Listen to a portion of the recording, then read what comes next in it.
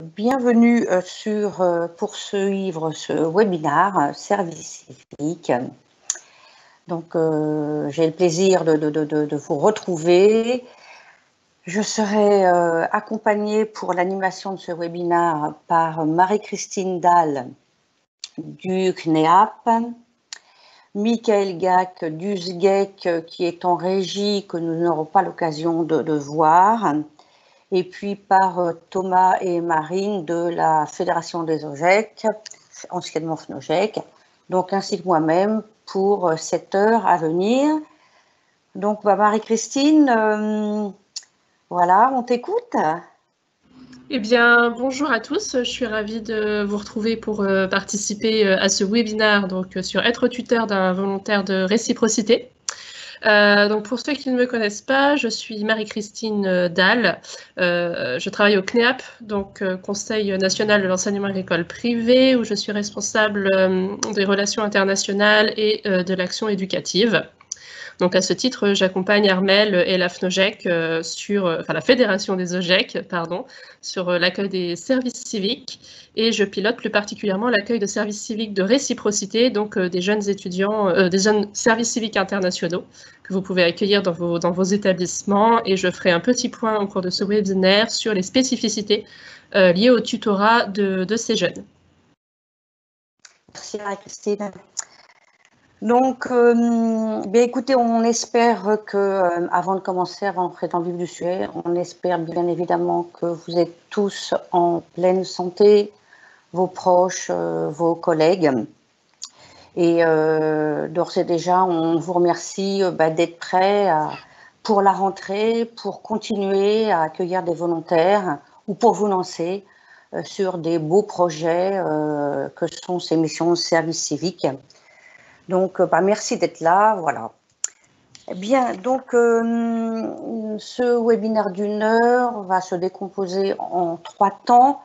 Un premier temps de contexte de service civique et puis du rôle du tuteur, et comme l'a dit Marie-Christine, donc un focus pour l'accueil des volontaires internationaux, et l'heure se terminera par un question-réponse donc géré par Michael pour les 20 dernières minutes. Donc, le plan que nous allons déployer est les grands principes du service civique, se préparer à son rôle de tuteur, et ça commence maintenant, voire vous avez commencé il y a quelques jours, l'accompagnement concret de votre volontaire. Donc après, les spécificités de l'accompagnement de volontaires internationaux, et donc les 20 dernières minutes pour les questions-réponses. Très bien. Donc, nous commençons avec les grands principes du service civique. L'idée, c'était quand même de vous présenter un peu brièvement ce que c'est le service civique, puisque pour comprendre votre rôle, il faut que vous ayez un minimum donc de connaissances sur le sujet, et on pense peut-être que c'est la première fois que vous allez ou que vous serez tuteur.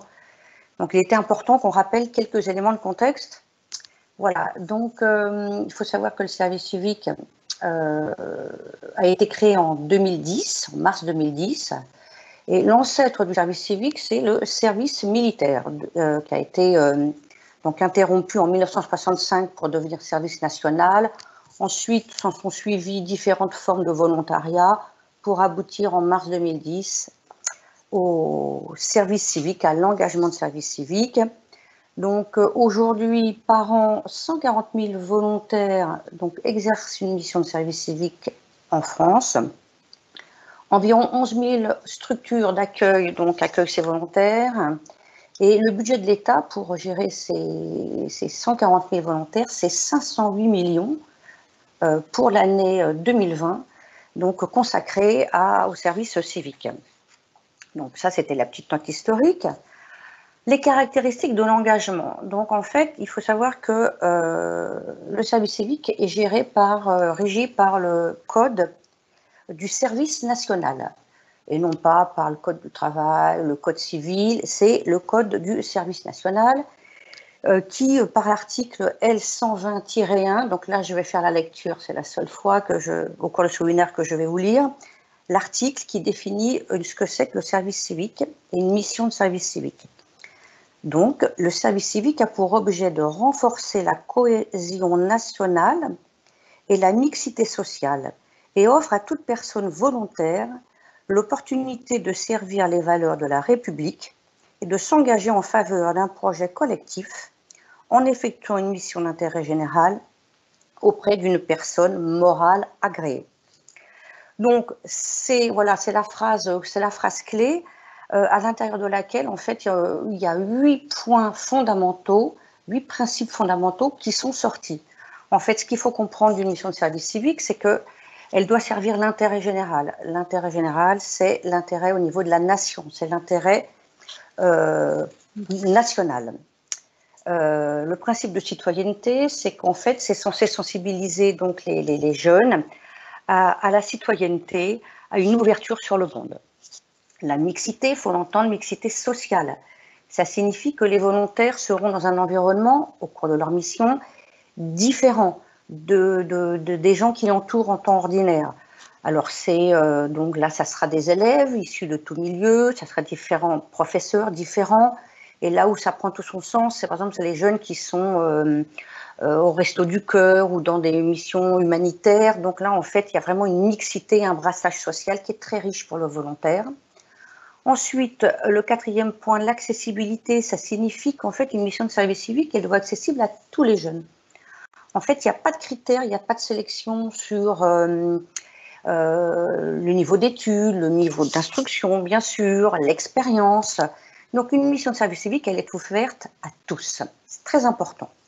La complémentarité, ça aussi, c'est un principe important parce qu'une mission de service civique, elle doit être complémentaire à un poste de salariat, un poste de bénévole. C'est la complémentarité à ce qui existe déjà dans les structures d'accueil. Donc, et en aucun cas, ce n'est une substitution. C'est vraiment très important d'avoir ce concept en permanence dans la tête. Un autre point important, c'est l'initiative. Ça veut dire que les volontaires, on va leur laisser un peu libre cours à leurs idées, on va être ouvert à ce qu'ils vont proposer, ils vont apporter des nouvelles idées. Compte tenu qu'une mission de service civique, ça ne répond pas à l'élaboration d'un poste de travail avec un besoin défini, eh bien ça laisse l'ouverture à des propositions, à des initiatives de volontaires. Enfin, un volontaire doit être accompagné par un tuteur, donc c'est vous, et il bénéficiera d'un accompagnement bienveillant. Évidemment, on sait que c'est le fondement de votre accompagnement au quotidien avec les élèves. Et le dernier point, c'est le respect du statut. Respect du statut, nos volontaires, ce sont donc, vous l'avez compris, ce pas des volontaires, ce ne sont pas des salariés, ce ne sont pas des bénévoles, ils ont un statut très particulier, ils ont un statut de volontariat, qui est donc un statut légal avec des devoirs et des obligations. Enfin, donc une mission de service civique, elle se décline sur 9 axes de mission. La Fédération des OGEC est agréée pour 8 de ces axes. Alors les axes de mission sont éducation pour tous, culture et loisirs, environnement, sport, santé, mémoire et citoyenneté, développement international et enfin solidarité. Le 9e axe pour lequel nous ne sommes pas agréés est intervention d'urgence. Voilà. Donc, ce qu'il faut comprendre à demi-mot, mais c'est extrêmement important, on le répétera souvent, c'est qu'en fait, ce jeune que vous allez recruter, sélectionner, vous le sélectionnerez pour sa motivation, et rien d'autre, et ça marchera. Il aura beau avoir tous les diplômes de la Terre, toutes les expériences du monde, en fait, s'il n'est pas motivé, ça ne marchera pas. Donc, en fait, voilà, c'est le moteur de réussite de cette mission. Ensuite, donc, je vais attirer votre attention avec les points suivants sur la vigilance. Donc, voilà, la vigilance par rapport à l'exercice de votre tutorat. Pardon, je répète, mais c'est vraiment important, c'est que c'est du volontariat. Oubliez vos réflexes que vous pourriez avoir lorsque vous avez affaire à des salariés. c'est pas le même contexte. Pas de lien de subordination, pas de code du travail, un cadre légal, encore une fois, mais pas celui que vous connaissez. Notre volontaire n'est pas un stagiaire, donc on ne cherche pas à mettre en pratique les connaissances qu'il aura acquises, puisque de toute façon, il peut très bien ne pas avoir de connaissances théoriques à travers une formation. Et ce n'est pas du bénévolat qui, lui, n'a aucun cadre légal. Nous, notre volontaire, on le place dans vraiment un cadre légal. Ensuite, je voulais partager avec vous, donc sur la slide suivante, le fait que dans l'enseignement catholique, en fait, nous sommes entrés dans le dispositif en 2011, un an après la création. Et vous voyez sur la courbe, on peut être fier de ce qui se passe dans les établissements scolaires. On a atteint cette année 2500 volontaires et on voit bien une progression, un doublement donc de volontaires parce qu'effectivement l'agence du service civique nous renouvelle sa confiance depuis des années. Elle connaît la qualité de notre accompagnement, de votre engagement et de tous les moyens que nous mettons en œuvre donc pour vous accompagner, faire en sorte que la mission se déroule au mieux. À la rentrée, nous allons accueillir 612 volontaires dès le mois de septembre jusqu'au mois de janvier 2021. Voilà. Alors, si vous aviez encore des doutes sur le fait d'accueillir un volontaire ou pas, voilà, pour vous convaincre, alors je suis intarissable sur le sujet, mais j'ai qu'une heure devant moi, même moins maintenant. Donc en fait, juste pour vous convaincre, accueillir un volontaire en service civique, ça sert la société, ça sert la nation. Et là, encore plus encore aujourd'hui, c'est vraiment important de se mobiliser sur des sujets de solidarité. C'est un exemple de citoyenneté qui sera valorisé auprès de vos élèves. Un volontaire en service civique présent dans votre établissement, il faut vraiment qu'il soit reconnu comme tel et qu'il soit un exemple vis-à-vis des élèves de son engagement. Ça permet de leur apporter ce plus. Il n'est pas juste là pour être en accompagnement d'un enseignant, par exemple. Au niveau de l'établissement, vous allez vous appuyer sur lui pour pouvoir mener à bien vos beaux projets de solidarité. Vous allez bénéficier d'une nouvelle énergie parce que ces jeunes, voilà, ils ont plein de choses à dire, ils ont plein d'idées. Vous allez répondre bien évidemment aux valeurs de l'école catholique, hein, parce qu'on est pile poil vraiment dans les grandes valeurs de l'éducation, l'enseignement catholique, pardon. Le tuteur va se trouver enrichi de cet accompagnement qui est particulier. Et puis ça constitue, le vivier des volontaires, ça constitue éventuellement un vivier pour de futurs recrutements. Et enfin, pour le volontaire, ça lui donne une première expérience le plus souvent, une expérience d'un milieu professionnel. Il prend confiance en lui. Et puis, évidemment, cette expérience est très formatrice. Et l'expérience qu'il aura acquise, il pourra la mettre en avant parce que c'est très reconnu, le service civique. Voilà. Je vous invite, là je vais rentrer dans le vif du sujet, je vous invite à lire le MAC des OGEC, le MAC numéro 2, qui comporte un dossier spécial sur le service civique, où vous verrez voilà, tout le service civique dans un contexte un peu plus général. Et là, on va aborder donc l'élément crucial de notre webinaire, donc le tuteur et en fait son rôle. Alors la clé de la réussite d'une mission, il faut vraiment avoir ça en tête, c'est le tutorat. Il faut que le tutorat soit compris et réussi. Et là, il y a 10 chances sur 10 que la mission soit réussie. Une autre grande idée aussi à avoir en tête, donc comment parvenir pour que ça marche. En fait, il faut comprendre que le tuteur doit y consacrer du temps. Il doit respecter les attendus. Consacrer du temps, on le dira plein de fois, et c'est vraiment important. Il faut savoir qu'un tuteur consacre environ 5 heures par mois à son volontaire. Donc attention aux chefs d'établissement qui veulent être en même temps tuteur. Voilà, c'est pas facile de mener à deux les fronts. Et si vous ne consacrez pas le temps nécessaire à accompagner votre volontaire, ça va se ressentir au niveau de la mission. Voilà, donc en fait, là, je rentre vraiment dans le vif du sujet. J'ai posé les fondations. Donc, se préparer au rôle du tuteur, on le voit donc sur la slide suivante, c'est 4 points pour se préparer. Il faut s'informer. Aujourd'hui, c'est ce que vous faites, vous êtes là, vous voulez savoir ce qui va vous attendre.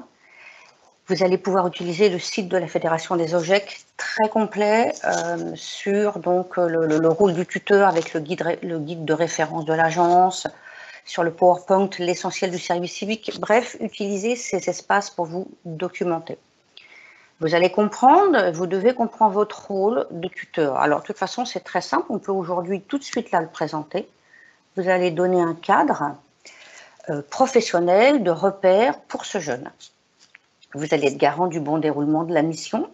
Vous allez suivre l'évolution de la mission, vous allez l'ajuster, parce qu'elle est évolutive cette mission. Hein. Ce n'est pas une fiche de poste avec des vrais besoins, donc vous allez pouvoir l'adapter aux appétences du volontaire. S'il est en difficulté, vous allez renoncer à certaines tâches. Donc vous allez vraiment définir les contours et les faire évoluer. Vous allez accompagner le jeune dans son projet d'avenir, on va en parler tout à l'heure. Vous allez gérer la motivation du jeune, parce qu'il arrive quelquefois qu'il y ait quelques jeunes qui ont besoin d'être un petit peu boostés. Ça arrive, on sait par expérience. Mais s'il est bien accompagné, les choses se déroulent très bien. Et puis, en même temps, vous allez être le référent principal de tous les acteurs qui vont intervenir sur cette mission, puisque vous allez travailler en équipe. Le troisième point pour vous préparer à être tuteur, donc le troisième point, c'est, je le répète encore, c'est vous engager, c'est vous investir. Là, tout de suite en amont, vous allez collaborer à l'élaboration de la mission. C'est extrêmement important que le tuteur prenne connaissance, enfin élabore la mission et qu'il soit d'accord avec cette mission. Qu'il ne soit pas chiffonné pour la mise en œuvre. Voilà. S'il est pleinement d'accord, ça marchera. Et le tuteur, ça c'est pareil aussi, j'insiste, il ne doit pas être nommé. Le tuteur, il doit dire, oui, moi je veux être tuteur, ça m'intéresse vraiment, ça va vraiment être intéressant. Il faut vraiment qu'il soit volontaire pour s'engager dans cette mission. Il faut qu'il pense autrement. Penser autrement, c'est ce que j'ai dit par rapport aux jeunes qui proposent des initiatives, se débarrasser de ces réflexes par rapport, comme si c'était des salariés. Donc voilà, il y a une petite méthode pour les volontaires de réciprocité, penser autrement parce que ce n'est pas la même culture. S'investir aussi, c'est coordonner, fédérer les acteurs, hein, ça je l'ai dit, c'est pas forcément quelque chose qu'on fait tous les jours, consacrer du temps, encore une fois. Et puis l'accompagnement bienveillant, j'en ai parlé. Et le tuteur, en fait, il faut qu'il ait dans la tête également qu'il doit se former, c'est une obligation. Ce webinaire que vous suivez, on en proposera un autre cet été sur les fondamentaux du service civique, plus des formations en présentiel. Tout ça, c'est vous former et c'est vraiment quelque chose qu'on vous demande de faire. Il y aura plusieurs sessions de formation, mais vous serez informé en temps et en heure de tout ce qui vous est proposé, soit par les UDOGEC, UROGEC pour les formations en territoire, ou bien à Paris en présentiel pour les formations pour les établissements, pour les tuteurs qui sont gérés par la Fédération des OGEC. Bien, donc l'accompagnement concret, parce que ça c'est les bases, c'est se préparer tuteur. Maintenant, l'accompagnement concret.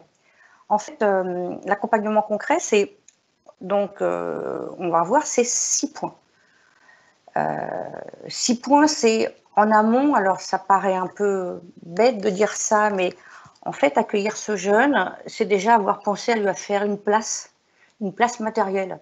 C'est-à-dire qu'il doit pouvoir arriver, avoir un local pour s'installer, peut-être avoir un ordinateur, avoir un casier pour y mettre ses dossiers, etc. Donc déjà, en amont, il faut avoir pensé à ça.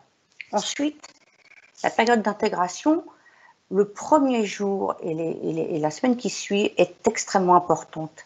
Le volontaire doit se sentir intégré, il doit connaître sa place, et en fait, qui va lui permettre de s'implanter, de se sentir à l'aise, c'est le tuteur en personne. C'est lui qui doit accueillir le volontaire le premier jour, c'est lui qui doit l'accompagner de près, particulièrement, très particulièrement à ce moment-là, et aussi tout au long de la mission, on va le voir. Premier jour, le tuteur en personne se présente, accueille le jeune, il présente l'établissement, il présente l'enseignement catholique, il remet au volontaire le livret d'accueil si vous en avez un, Peut-être qu'il y en aura un cet été que nous élaborerons. Il lui donne toutes les informations nécessaires relatives à l'établissement.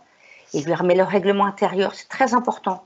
Il y en a un dans les établissements, il faut vraiment que, voilà, ça s'applique à lui. Forcément, on lui donne toutes les consignes. Le volontaire est présenté à toutes les équipes, alors pas forcément les équipes avec lesquelles il va travailler, mais un volontaire dans une unité pédagogique, dans un établissement, il va être là, on ne va pas savoir qui c'est. C'est bien de pouvoir le présenter à l'ensemble des personnes présentes dans l'unité pédagogique dans laquelle il va exercer sa mission. Vous lui faites visiter les locaux et en même temps non, parce que ça c'est un peu après, vous le présentez aux parents d'élèves. C'est bien que les parents d'élèves sachent qu'il y a une nouvelle personne qui arrive là, elle a un nouveau rôle, le volontaire fait le lien entre bien souvent les élèves et l'équipe pédagogique, donc c'est vraiment une présence qui est très appréciée par les parents. Voilà. Ce que vous pourrez faire aussi, c'est par exemple mettre la photo du jeune sur des affiches que je vous enverrai. Voilà, donc il faut vraiment qu'il soit reconnu et connu dans l'établissement en tant que tel. Ce premier jour, alors j'ai oublié aussi de dire, c'est qu'en fait vous pouvez faire venir le jeune, c'est recommandé, à la réunion de pré-rentrée. Ça c'est très bien aussi. Ensuite, le premier jour, vous faites signer les contrats, vous les aurez reçus par la Fédération des OGEC en amont. Vous lui remettez son emploi du temps, vous redéfinissez les contours de la mission, voilà, vous prenez le temps de relire, vous pouvez faire la planification, déjà des premiers jours. Vous l'informez d'ores et déjà de son obligation de participer à des journées de formation. Vous aurez déjà les dates. Donc, vous pouvez déjà lui demander qu'il note dans son agenda. Et puis, déjà, vous le prévenez que vous aurez l'occasion d'évoquer avec lui son projet d'avenir et qu'il y pense. Voilà, donc ça, c'est le premier point. Donc, le deuxième point sur la slide suivante, en fait, c'est le tuteur, ça on s'en doute, c'est le plus évident, doit suivre son volontaire. Alors, le suivre, c'est suivre dans l'accompagnement de la mission, dans le déroulement de la mission, pour vérifier, voir, accompagner, participer à l'élaboration et aux résultats, bien sûr, à la réalisation des objectifs. Donc, ça se fait par des entretiens réguliers. Donc, vous planifiez les activités à venir. Alors, il y a des jeunes qui ont plus ou moins besoin de cadres. Donc, de toute façon, vous pouvez démarrer avec le fait de bien planifier les semaines à venir, les mois à venir. Au cours de ces entretiens, vous faites le point sur ce qu'il a appris, sur les choses qui pourraient changer, etc. Vous abordez les compétences développées à travers un outil qu'on va mettre à votre disposition qui s'appelle la grille des acquis. Et puis, vous faites le point sur la mission. Alors, une chose importante, il faut formaliser ces entretiens. Donc, on met à votre disposition 2 documents, une fiche outil de suivi, fiche parce qu'elle vous donne des conseils de remplissage et c'est un outil donc de formalisation de ce suivi. Vous le faites tous les 2 mois et la grille des acquis 3 fois par mois. Alors là, déjà, je vous parle de 2 fréquences. Ne vous inquiétez pas, vous aurez au début de la mission une feuille de route où vous saurez quoi faire, pour quelles raisons, à quelle fréquence et où trouver le document. Donc, vous aurez ça, où vous saurez quoi faire à quel moment. Donc, le point suivant, donc, vous allez accompagner le jeune sur son projet d'avenir. Le projet d'avenir, c'est ce qu'il a envie de faire. C'est un projet professionnel, personnel, fonctionnel. Alors, on ne vous demande pas de faire le conseiller d'orientation ou d'être spécialiste des carrières en juridique. Non, juste, c'est aborder le sujet avec lui, de lui donner des conseils, lui donner des pistes. Là, c'est pareil, ce sont des entretiens planifiés. Donc, vous avez un document très bien fait, avec plein qui fourmille d'idées, qui est le livret d'accompagnement projet d'avenir. Tous ces outils se trouvent sur le site de la Fédération des OGEC et c'est à remplir 3 fois au cours de la mission. Et tous ces documents, vous verrez, il faut les envoyer à la Fédération des OGEC ou à l'UDOGEC ou OGEC. Voilà. Donc, je reviens un tout petit peu en arrière. En fait, vous avez accueilli le jeune le jour J. Une semaine après, vous le recevez, c'est la première semaine d'intégration. Là, vous faites le point avec lui. Est-ce qu'il a eu des difficultés? Est-ce qu'il est perdu? Qu'est-ce qui ne va pas? Il a besoin de quoi? Donc après, la première semaine de sa mission. Et après, c'est cadencer un entretien, au moins, comment dirais-je, formalisé à la fin de chaque mois. Voilà. Le quatrième point, donc sur la slide suivante, c'est le suivi administratif. Alors, il y en a un petit peu.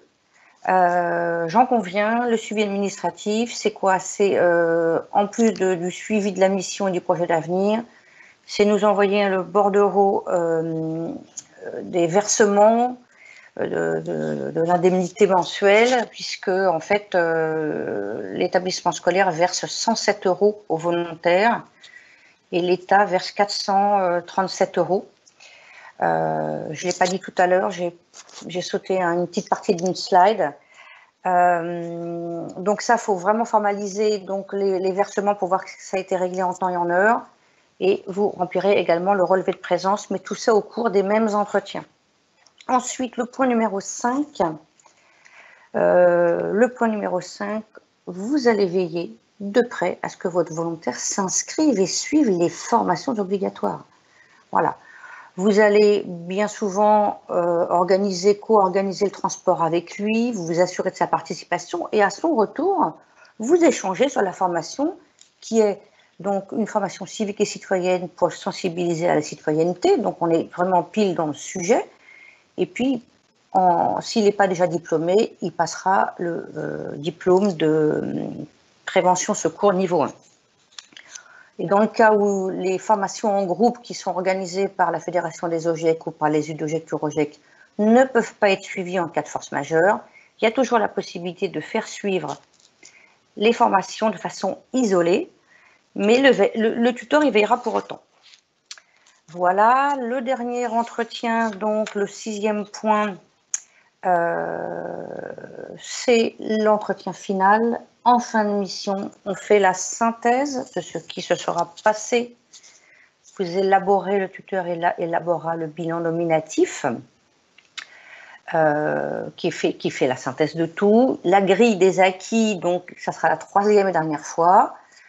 Donc vous verrez bien la progression normalement du volontaire au niveau de ses savoir-faire, ses savoir-être. Il y a 18 capacités à chaque fois qui sont posées et donc qui permettent vraiment de voir soit les points d'amélioration ou vraiment la progression. Et ensuite, vous échangerez pour convenir ensemble de comment vous allez rester en contact. Parce qu'une mission de service civique, le tutorat ne s'arrête pas pile poil le dernier jour. En fait, le tuteur doit accompagner encore quelques mois son volontaire sur son projet d'avenir, sur ce qu'il devient. Voilà, donc là, vous prendrez l'engagement de vous contacter par mail tous les 15 jours, ou voilà, là, vous mettrez d'accord. Donc tout ça, évidemment, vous serez informé au fur et à mesure de la mission. Hein. Là, je vous le dis une fois, mais au fur et à mesure de l'avancement, vous serez rappelé de ce qu'il faut faire. Voilà.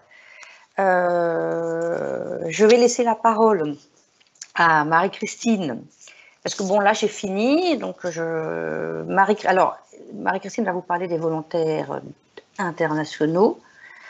Donc, tout ce que j'ai dit avant, évidemment, ça s'applique à ces volontaires-là. Voilà. Donc, je lui laisse la parole. Marie-Christine, c'est à toi.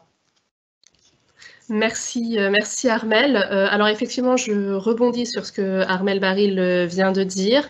On insiste vraiment, les volontaires étrangers et volontaires internationaux ont le statut de volontaires de service civique au même titre que les volontaires français qui sont accueillis dans les établissements. Ça veut dire que tout ce qu'Armelle vient de décrire en termes d'obligation d'accompagnement et de tutorat s'applique aux volontaires étrangers, avec évidemment, du fait de leur statut particulier, ce sont des jeunes qui auront grosso modo entre 20 et 25 ans, qui viennent pour une durée de 6 à 8 mois effectuer une mission dans un pays étranger pour eux. Donc cette situation-là induit des spécificités dans le tutorat que je vais évoquer avec vous. Un tout petit cadrage rapide sur la notion de volontariat international de réciprocité. Armelle l'a évoqué, l'enseignement catholique, avec la Fédération des OGEC, est engagé depuis 2011 dans l'accueil de jeunes volontaires du service civique. Vous l'avez vu dans le graphique qu'elle a projeté au début de sa présentation. Ça monte en puissance, c'est des projets qui se passent très bien. On a des très bonnes relations avec l'Agence du service civique. En 2016, on a décidé de s'engager dans un nouveau développement de notre participation à l'accueil de jeunes volontaires de service civique, en se mettant en partenariat avec France Volontaire. Donc France Volontaire étant l'opérateur français, l'opérateur public français pour l'envoi de volontaires français à l'étranger, en se mettant en partenariat avec France Volontaire pour accueillir dans nos établissements, dans nos structures, nous aussi, des volontaires internationaux. Ici, je fais une toute petite précision, parce qu'on me pose souvent la question sur la signification de réciprocité. Volontaire de réciprocité, non, ça ne veut pas dire que votre établissement doit, en réciproque, envoyer lui aussi un volontaire à l'international. La réciprocité, ça s'applique au niveau des États et au niveau diplomatique. La réciprocité, ça veut dire que les pays dans lesquels la France envoie des volontaires en mission de solidarité, en mission d'intérêt général, doivent pouvoir eux aussi envoyer en France des volontaires. On est sur en fait de la réciprocité dans les opportunités d'engagement qui sont offertes aux jeunesses en fait du monde entier. Point de précision, on est sur des volontaires avec le programme de réciprocité, donc qui a été mis en place par France Volontaire justement pour ces équilibres dans les relations internationales et les échanges de volontaires. On est sur des relations hors Europe. Ce sont des volontaires qui vont venir de pays, alors vous avez un large panel de choix, mais ce ne sont pas des volontaires européens. Le service volontaire européen, enfin qui maintenant s'appelle le Corps européen de solidarité, excusez-moi, c'est un autre dispositif plus spécifique. J'insiste également, ce sont des jeunes étrangers, ils peuvent parler effectivement une langue étrangère, donc l'anglais ou l'espagnol. Il y a également des francophones. J'insiste, ce ne sont pas des assistants de langue. Vous ne pouvez pas proposer des missions qui s'apparentent à un assistant de langue ou à un prof d'anglais qui viendrait substituer un manque de personnel en langue étrangère. Donc, je le disais, on est bien sur un service civique au sens statutaire du terme, avec du tutorat. Néanmoins, concernant le tutorat pour un jeune volontaire étranger, on est bien au-delà, je vais le dire en toute transparence, on est bien au-delà des 5 heures par mois évoquées par Armelle. Parce qu'il y a tout ce qui doit être fait par Miss Carmel a décrit, et il y a toutes les spécificités en plus, et toute la spécificité et tous les enjeux d'un accompagnement d'un jeune étranger qui est loin de chez lui et qui est en mission auprès d'un public qu'il ne connaît pas, dans un pays qu'il ne connaît pas. Donc voilà, donc je fais le tour un petit peu justement de ces spécificités du volontariat international. Armelle a évoqué l'accueil d'un service civique. C'est un projet à construire en équipe. C'est d'autant plus vrai pour l'accueil d'un service civique de réciprocité. Il faut vraiment être attentif à ça. Je vais vous expliquer pourquoi. C'est pas quelqu'un, je ne sais pas, chef d'établissement, tuteur, enseignant, qui dans son coin construit un tel projet d'accueil d'un jeune volontaire étranger. Parce que l'intégration de ce jeune, ça va être une responsabilité collective. Ça va être en grande partie celle du tuteur, mais ça va avoir des retombées sur l'ensemble de l'équipe pour vraiment l'accueil. On est sur de l'intégration aussi. C'est vraiment l'implication de tous dans l'intégration du jeune, proposer des activités, proposer des séjours en famille, l'intégrer dans ses séquences pédagogiques. Ça concerne vraiment l'ensemble de l'équipe. Armelle a évoqué également les démarches administratives. Vous avez ces mêmes démarches administratives à effectuer pour votre volontaire avec des formalités administratives spécifiques en amont, pendant et en aval de l'accueil de votre volontaire étranger. Ces démarches administratives, ça va être déjà rassembler tous les documents et lui envoyer tous les documents dont il aura besoin pour constituer son dossier de visa. C'est par exemple aussi lui acheter son billet d'avion, lui prévoir une assurance. Tout ça, c'est pour qu'il puisse arriver. Là-dessus, vous êtes accompagné par la FNOJEC, par moi-même et par France Volontaire pour construire ce dossier. Néanmoins, ce sont des choses à prévoir et anticiper aussi. À son arrivée, il y a des choses aussi spécifiques à faire administrativement pour ce jeune volontaire étranger. L'inscrire à la CPAM, lui ouvrir un compte en banque, par exemple, l'aider dans la mise en place de son forfait téléphone, toutes les inscriptions diverses, ses transports, etc. Ce sont des jeunes qui ont besoin d'être accompagnés.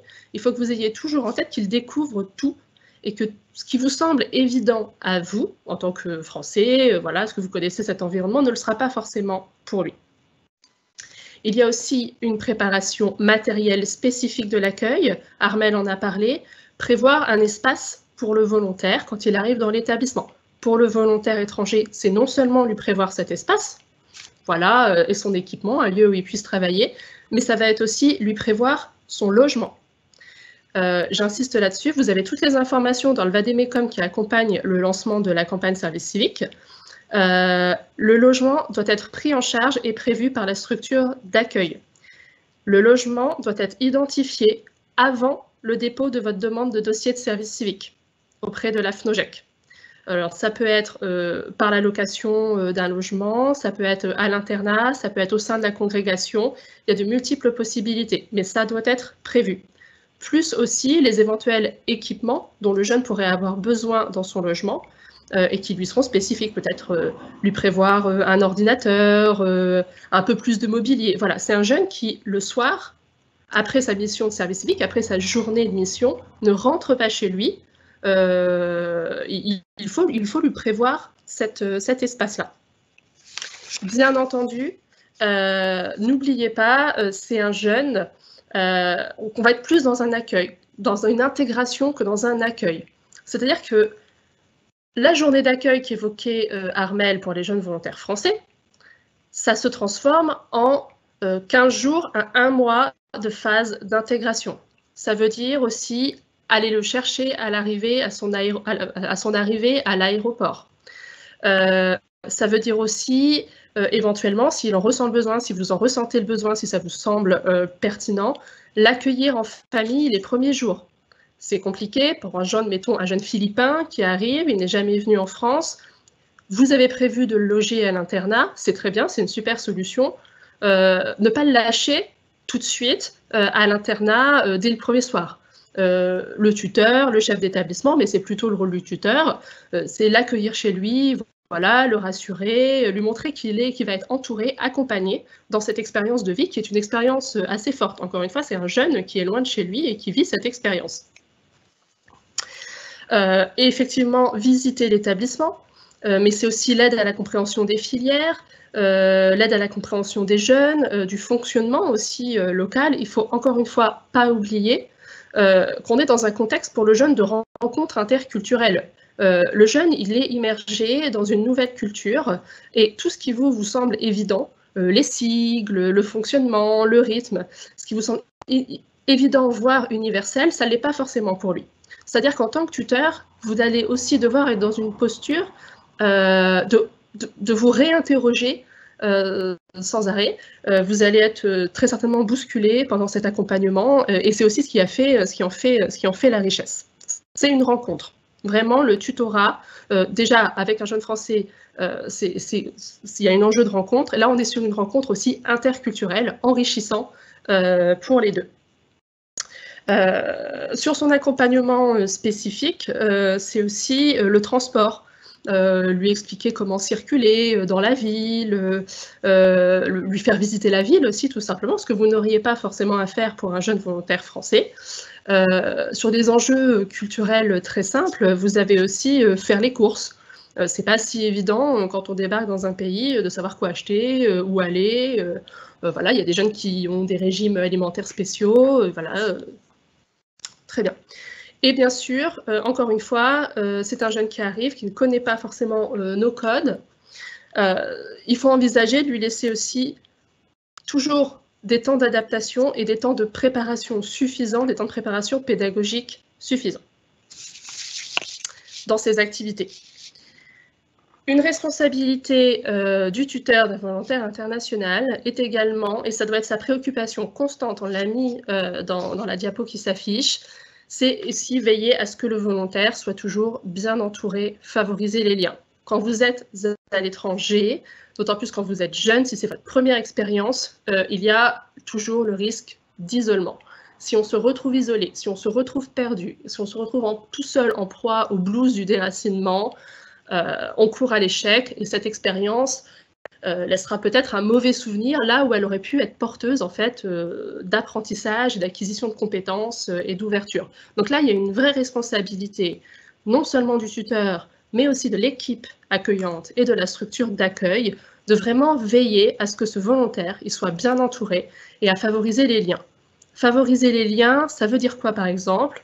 C'est favoriser les liens avec vos collègues. Si vous commencez à avoir des collègues qui peuvent dire « Ah, mais oui, mais j'ai pas le temps là pour une activité en classe », leur rappeler que ce projet était collectif et que chacun s'est engagé collectivement à proposer des activités aux jeunes, à l'accompagner dans sa mission. Et on revient encore une fois sur l'importance en fait de la construction collective de ce projet d'accueil. Favoriser les liens aussi avec les jeunes.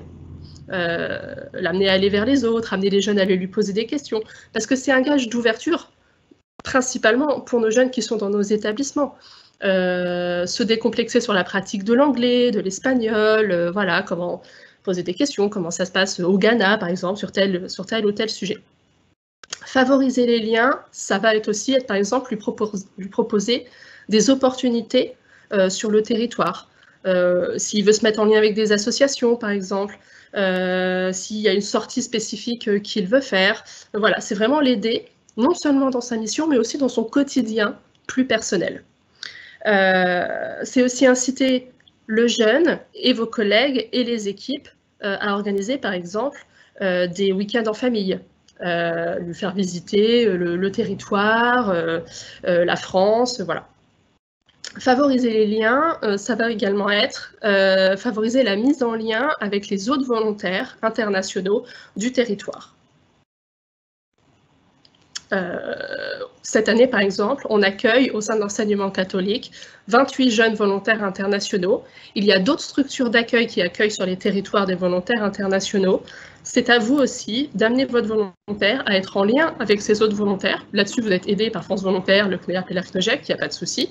Mais voilà, lui dire, voilà, vous pouvez faire des sorties, vous pouvez vous rencontrer, vous pouvez vous rassembler, vous pouvez travailler ensemble. Ça veut dire vraiment faire réseau, et ça veut dire faire réseau, y compris entre tuteurs de volontaires de réciprocité.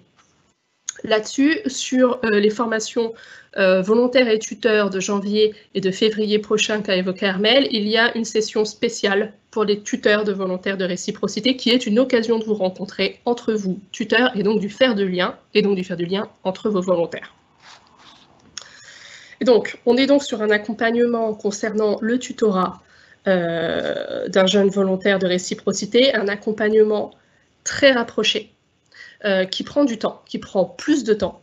Il ne faut vraiment pas se le cacher et c'est vraiment fondamental de consacrer le temps nécessaire, qui prend plus de temps que pour un volontaire français, qui recouvre des enjeux spécifiques. La FNOJEC, le SGEC, le CNEAP et France Volontaire, nous sommes très attentifs justement au suivi de ces volontaires-là pour voir s'ils vont bien, s'ils ne sont pas isolés, si leur mission se passe bien. C'est le troisième point de ma slide, ne pas oublier, je l'ai déjà dit, que ce jeune vit un choc interculturel, et vous aussi en tant que tuteur. Il y a une dimension interculturelle dans cet accompagnement, et il y a aussi la responsabilité en termes de conscientisation des acquis et de l'apprentissage de l'expérience, d'aider le jeune à formuler et à conscientiser les acquis qu'il développe au cours de sa mission. Un choc interculturel, il y en a peut-être parmi vous qui ont déjà vécu à l'étranger, ça suscite toute une foule d'émotions. La surprise, la peur, peut y avoir du blues, de l'enthousiasme débordant, il y a du positif comme du négatif. Le rôle du tuteur, ici, ça va aussi être de s'outiller, y compris en termes théoriques, sur les enjeux de la rencontre interculturelle. Et ça, on pourra vous envoyer également des documents et des références et des ressources pour vous aider là-dessus. Votre rôle, ça va être de donner les clés aux volontaires, ce volontaire étranger, qui peut être un peu perdu parfois, de donner les clés au volontaire, de l'outiller pour lui permettre de prendre conscience de ce qu'il ressent, dépasser les difficultés, lui permettre de formaliser, y compris dans ce qui va le perturber. N'oubliez pas encore une fois que vous-même, vous devez être dans une posture de questionnement interculturel. Ce qui vous semble évident ne l'est pas pour le jeune en face, pas forcément. Et voilà, on dépasse en fait l'observation et pour créer du commun et de l'inédit en fait dans cette rencontre avec ce volontaire.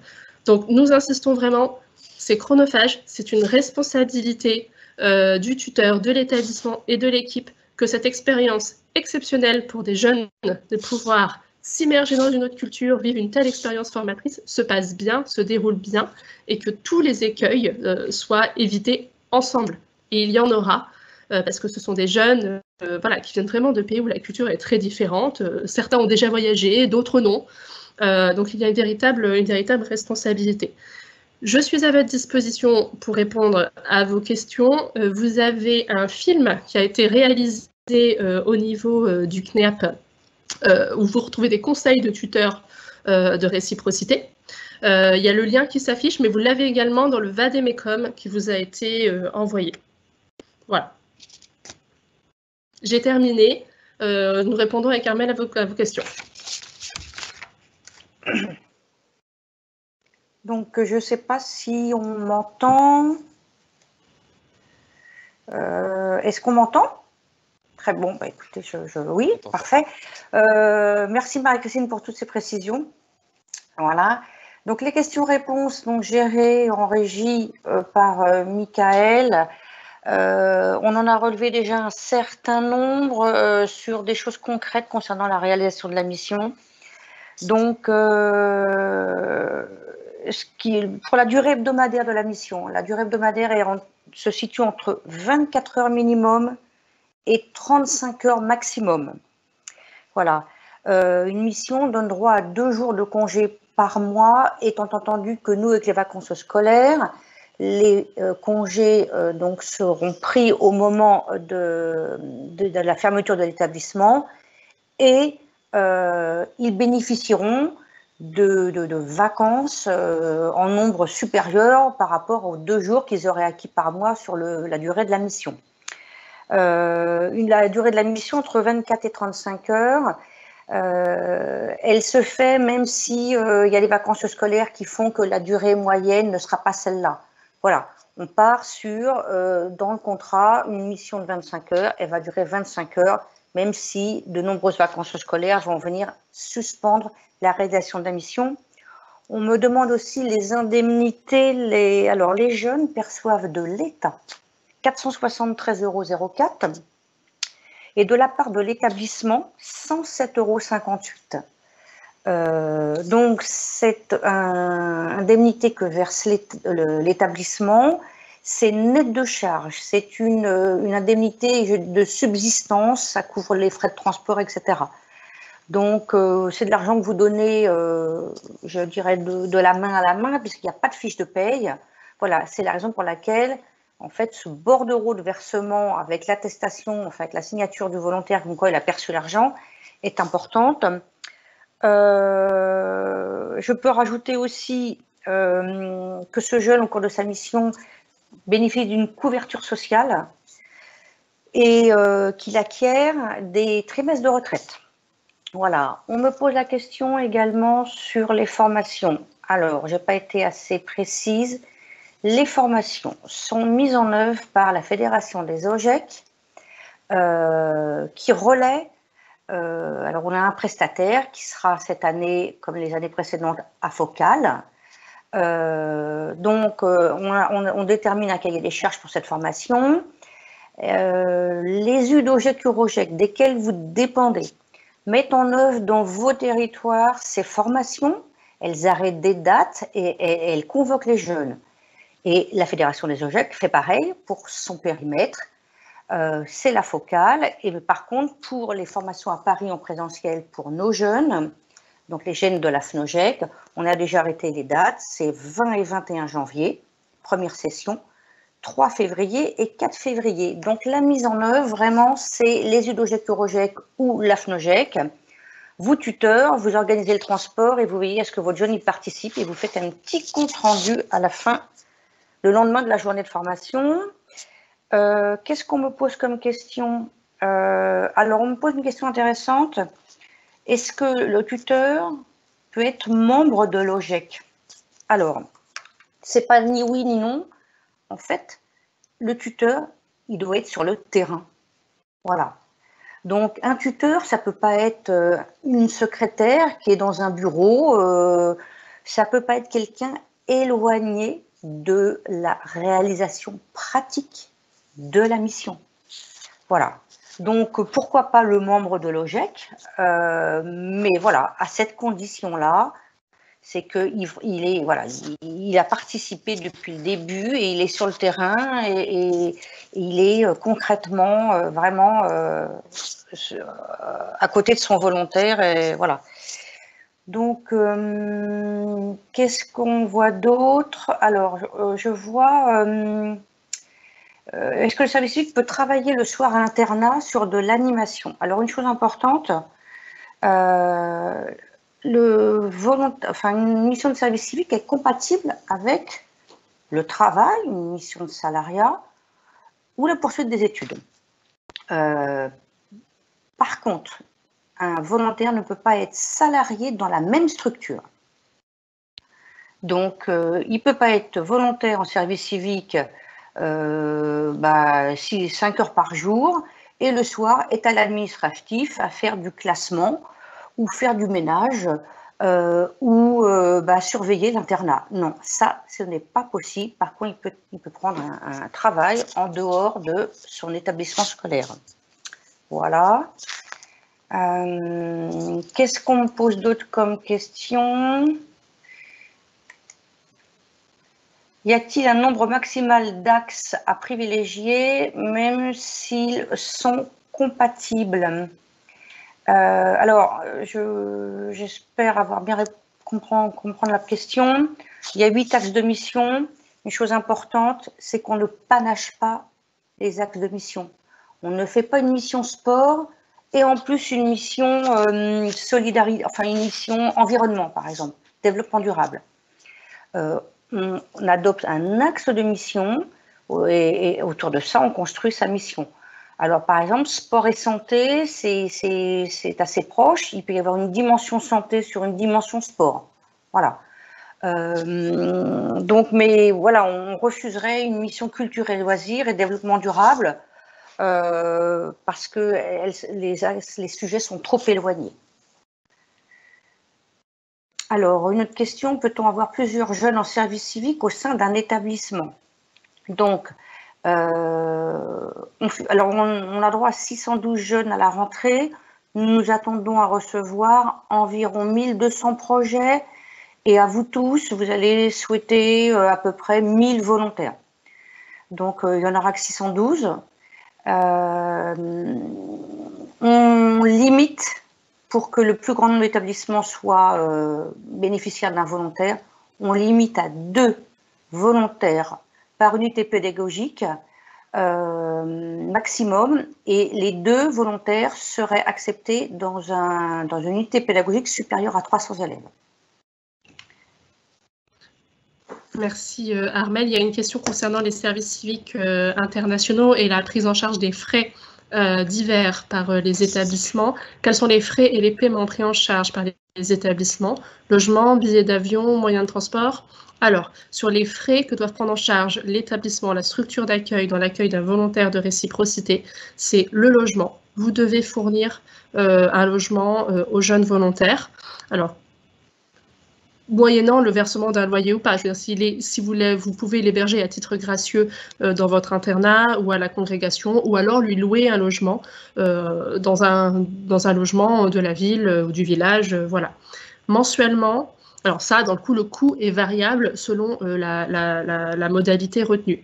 C'est également l'assurance du volontaire. Il doit avoir une assurance civile et une assurance rapatriement et bien sûr une assurance santé. France Volontaire a des partenariats avec une assurance spéciale qui permet de couvrir le volontaire sur l'ensemble de ces données-là, moyennant dans un premier temps une quarantaine d'euros par mois, jusqu'à ce qu'il obtienne son affiliation à la sécurité sociale, donc son numéro de sécurité sociale. Dans ce cas, le coût baisse, puisque ne reste couvert que le risque rapatriement et responsabilité civile. Éventuellement, l'établissement doit aussi avoir à prendre en charge les frais de visa, d'obtention de visa pour le volontaire. En général, c'est 90 €. Mais ce n'est pas toujours payant. Concernant le billet d'avion, le principe, la règle, c'est que l'établissement prend en charge le transport international, donc le billet d'aller de son pays jusqu'à l'établissement et de l'établissement jusqu'à son pays au moment du retour. Le transport international est pris en charge par l'établissement, sauf concernant quelques pays d'envoi pour lesquels France Volontaire, donc notre partenaire, a négocié un accord de coopération avec l'Agence nationale de volontariat locale. Je pourrais envoyer la liste précise si vous le souhaitez, mais de mémoire, vous avez le Togo, le Bénin, le Burkina, le Niger. Voilà, ça concerne principalement l'Afrique de l'Ouest. Sur les autres pays d'envoi, dans ce cas-là, l'agence nationale prend en charge le billet de son volontaire et non pas vous, la structure d'accueil. Sur les autres pays de destination, type les pays plus d'Asie ou d'Amérique du Sud, c'est la structure d'accueil qui prend en charge. Alors, je peux apporter une réponse à une question. Peut-on rémunérer le jeune en bon d'achat ou en bon cadeau? Non. La rémunération du jeune correspondant aux 107 € que verse l'établissement doit être faite en espèces, chèques ou virements, ou bien par la fourniture d'un logement, voilà, ou de repas. Donc, on appelle ça la fourniture d'avantages en nature, en même temps pas d'amalgame avec les avantages en nature par rapport aux salariés. En tout cas, on lui fournit un logement ou un hébergement, ou bien on l'indemnise à hauteur de 107 €. Pas de bon d'achat, pas de bon cadeau. Voilà. Moi, j'ai des questions. Il y a une question sur le recrutement du jeune. Je ne sais pas si ça s'adresse à toi ou moi, Armelle. Concernant le recrutement, l'identification en fait, des volontaires internationaux, vous êtes accompagné par France Volontaire, qui en fait dispose d'espaces volontariat dans les pays desquels les jeunes peuvent venir. Ces espaces volontariats-là, avec l'appui par exemple de l'ambassade de France ou de l'Alliance française, diffusent dans leur réseau en fait votre offre de mission, rassemblent l'ensemble des candidatures et vous proposent un panel de candidats qui leur semble le plus approprié en fait par rapport à la mission que vous proposez. Et ensuite, c'est vous qui choisissez. Et France Volontaire vous aide à organiser en fait des entretiens Skype. Voilà, vous pouvez voir plusieurs candidats, vous pouvez demander à voir d'autres candidats si jamais ceux qui vous ont été proposés par votre partenaire ne vous ont pas convaincu. Concernant, il y a une question effectivement par rapport, est-ce que l'accueil de volontaires étrangers est maintenu dans le cadre de la crise du Covid 2019 ? Effectivement, c'est un questionnement sur lequel on est en fait avec France Volontaire. Alors, la réponse est oui, le dispositif est prévu. Néanmoins, il est aujourd'hui impossible de savoir si ces missions vont pouvoir commencer dès septembre ou plutôt en janvier. Il y aura certainement un ajustement en fait à avoir dans ces démarches d'accueil. Et en fait, c'est une réponse à laquelle aujourd'hui je peux pas apporter. C'est une question à laquelle aujourd'hui je ne peux pas apporter de réponse puisqu'on ne sait pas quel sera en septembre-octobre l'état des échanges internationaux et principalement intercontinentaux en lien avec le problème actuel de pandémie mondiale. On peut quand même supposer qu'en janvier, ça devrait quand même être débloqué, donc que les accueils seront possibles, mais il faudra sûrement effectivement se prévoir un ajustement, une souplesse dans le timing d'accueil. Est-ce que le jeune, j'ai une autre question, est-ce que le jeune peut être logé en famille? Oui, le jeune peut être logé en famille d'élèves, effectivement, c'est possible. En famille parmi les personnels, c'est possible aussi. On a même des jeunes qui sont logés dans plusieurs familles, donc qui tournent de famille en famille, avec la précaution ici que les jeunes ne doivent pas changer trop souvent. De 15 jours en 15 jours, on a des retours d'expérience des jeunes qui nous disent que c'est quand même un peu rapide, voilà, qu'ils n'ont pas forcément le temps de se poser, de complètement s'intégrer à la famille, et que voilà, il y a un côté un petit peu trop tournant.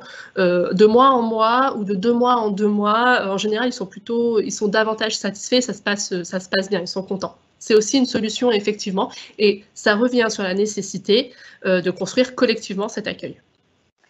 Alors, je pense que le temps est écoulé. Je vais apporter une réponse supplémentaire. Est-ce qu'on dépose à Pôle emploi la demande de service civique? Non, surtout pas. Le Pôle emploi, c'est pour les salariés, n'oubliez pas. Donc là, le volontariat de service civique, c'est tout à fait en dehors de Pôle emploi. Vous verrez, on vous informera, en fait, vous déposez votre offre sur un site dédié, le site de l'agence, pour recruter votre volontaire. Je rebondis sur une question précédente. Le recrutement du volontaire, c'est l'établissement scolaire qui s'en charge. Voilà. Et puis, une indemnité de repas rentre-t-elle dans les 107 €? Oui, je l'ai dit. Vous fournissez ou le repas ou l'hébergement, et ça, effectivement, ça peut faire partie des 107 €.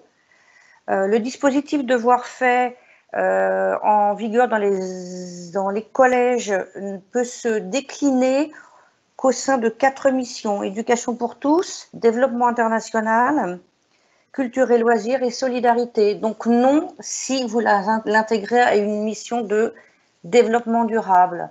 Alors, moi, je vois plein de questions, on n'a pas le temps d'y répondre, mais par contre, sur le site de la FNOGEC, je répète, hein, c'est là où vous trouvez toute la base documentaire.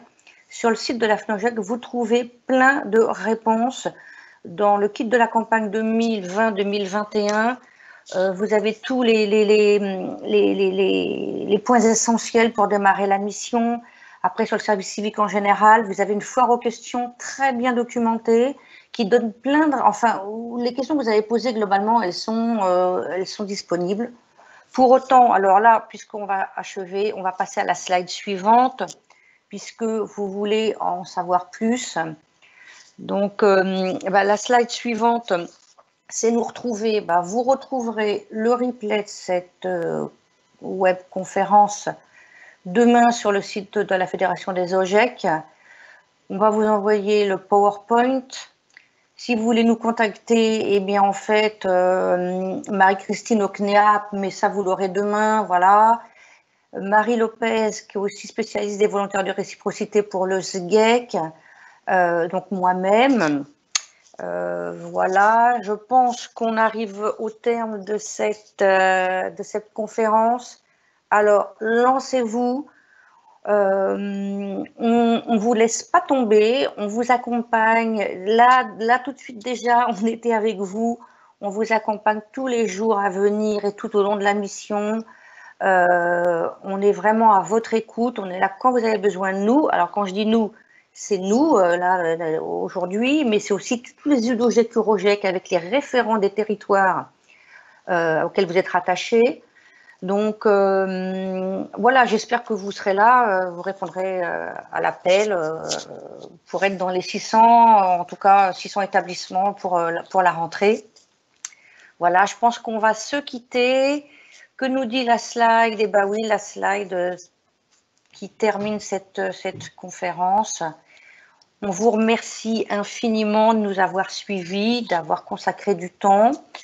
On espère vraiment que ça vous a apporté plein d'informations utiles, que ça vous a convaincu. L'idée, Marie-Christine et moi, on a voulu être le plus transparent possible. On n'a pas fait de langue de bois. Voilà, il y a du suivi, il y a du temps, il y a de l'accompagnement, il y a de l'investissement. Et c'est comme ça qu'on sait que ça va marcher. Donc, on compte sur vous. Et puis, on ne vous laisse pas tomber. Donc, on est là. Quoi. Voilà, avec Marie Lopez, Marie-Christine, Michael et moi-même à votre disposition. Et puis, je voulais faire un petit remerciement, un petit coucou à Thomas qui est en régie aussi à la technique. S'il n'était pas là, eh bien, en fait, on serait bien embêtés, on n'aurait pas pu passer une heure ensemble. Et puis à Marine aussi qui nous accompagne aussi sur la forme dans tout cela. Je pense qu'on va s'arrêter là, Marie-Christine. Eh bien, merci à tous. N'hésitez pas à m'envoyer un mail si vous avez des questions. On n'a pas pu répondre à la multitude de questions qui s'étaient affichées, donc n'hésitez pas à nous contacter. Bonne rédaction de mission et bon après-midi. Merci à tous d'avoir été présents. Eh bien, au revoir. Merci beaucoup.